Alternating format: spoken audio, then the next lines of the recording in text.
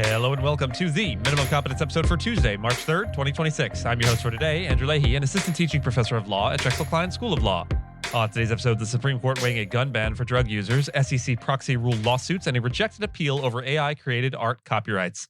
Let's remember, don't write so that you can be understood, write so that you can't be misunderstood. And read today's legal news.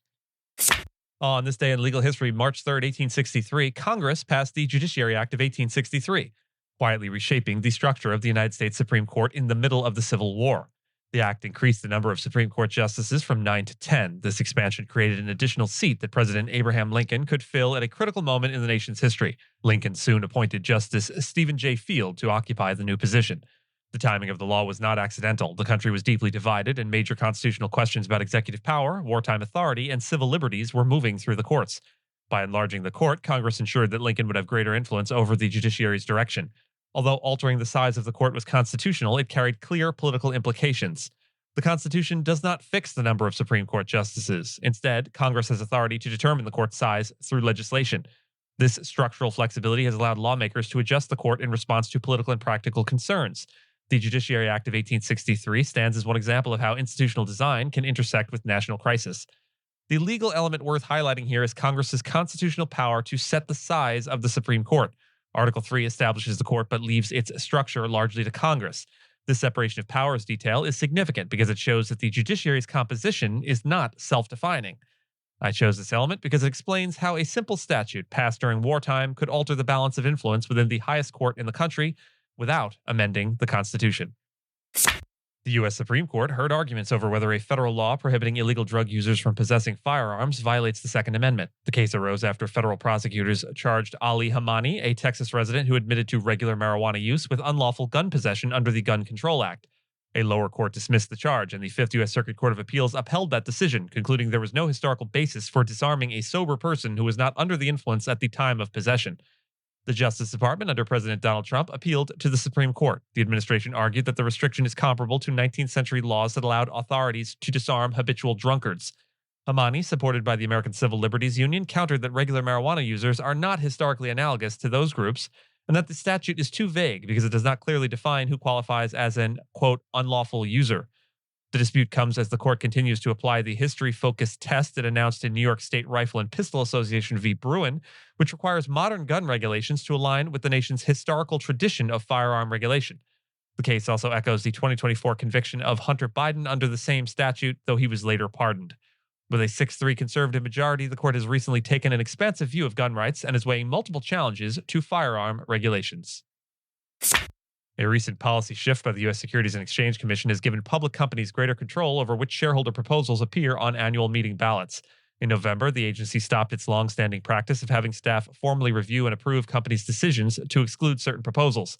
Instead, corporate executives now have more discretion to determine what goes into proxy statements. Investor advocates say the change has created confusion and weakened shareholder rights, especially in disputes involving environmental, social, and governance issues. The new approach has already led to lawsuits against companies including PepsiCo, AT&T, and Axon Enterprise. In several instances, companies initially declined to include shareholder proposals but reversed course after being sued. For example, PepsiCo agreed to allow a vote on an animal welfare proposal shortly after litigation was filed. AT&T similarly settled a lawsuit brought by New York City pension funds by permitting a vote on workforce diversity disclosures. Other disputes remain pending, including a case against Axon over a proposal related to political contributions.